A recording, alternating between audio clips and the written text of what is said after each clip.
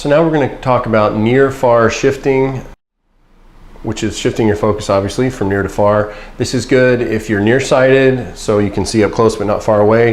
It's also good if you're farsighted, so you can see far away but not up close.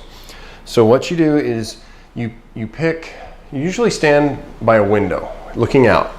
You hold your thumb up, and so you have different landmarks. If you have like 2 or 3, that'd be ideal. So what you do is you hold your thumb up and say there's a car parked in the street in front of your house. So that's the window that you're looking out. And then in the far distance is a mountain. So you hold your thumb up, you focus on your thumb, and you'll notice how everything else behind it just kind of blurs out a little bit. And then you'll focus on the car, and then you'll notice how your thumb kind of blurs out a little bit, and then you'll focus on the mountain in the distance. So anything you're focusing on, that's what's causing everything else to be blurry, because that's where you're directing your gaze. So it's really important, and this is going to be one of those instances where you have to accept what you can see, because if you can't see in the distance because you're nearsighted, you just have to accept that. Don't get stressed out, don't get all worried and be like, oh my god, I can't see anything, I don't even see colors, I just see shadows or whatever.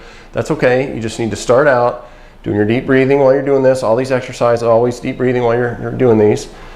Focusing on the thumb. Look at the car, the mountain, whatever it is that you've decided to focus on, that you have in your vision. If you don't have any mountains, obviously, wherever you may be, whatever you pick. And just focusing on these different things that are different distances away are so helpful to help train those muscles to work the way they're supposed to. Because years and years and years ago, we always were out looking in the distance, scanning the horizon for predators that might be coming after us or something like that. And so whenever there was a threat, we need to be able to see that. But then now we're all focused in on the computer or on the cell phone. They have something they call texting now, which we'll go over in a minute, where you're like looking down like this all the time at your cell phone or your tablet or computer.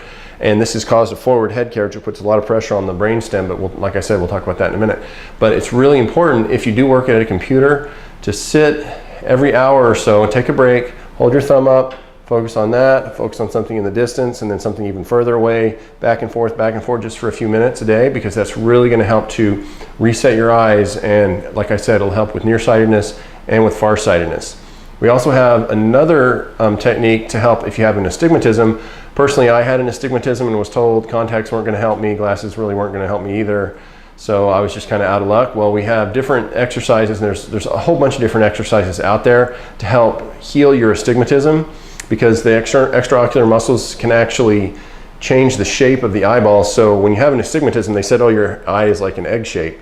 Well, if you work on those muscles, it can actually form a circle the way it's supposed to, or a sphere.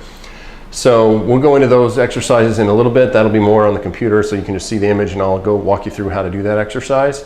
So the next one that we're going to talk about is analytical vision, or analytic vision.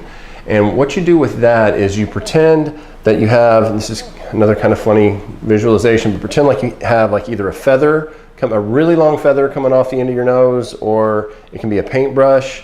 And whenever you're looking at a scene, something in the distance, or it can be something fairly close up, pick a certain part of that scene. So say you're looking at a building, and you want to look at it, and then trace around with your nose, like you're dusting it with a feather or drawing it with a paintbrush, around like the window, the edge of the window of that particular building, or around the entire outside of the building, because that teaches you to focus on small little parts of the image instead of the entire image, because that way it's easier to focus because you're just focusing on smaller parts. You can even do this with letters as well. So in the Snellen chart, we're going to go over that exercise in another video. You're sitting there, you're staring at the Snellen chart. You're not staring, you're looking, because you don't want to stare because that implies tension. You're looking at the big E, but you're not looking at the whole letter E. You're looking at like the upper left-hand corner, and then you shift down to the lower right-hand corner, and you just shift your way all around the letter E, and that allows your eye to actually process the image better. So that is analytic vision and the near-far shifting, which is really, really important for farsighted or nearsighted people.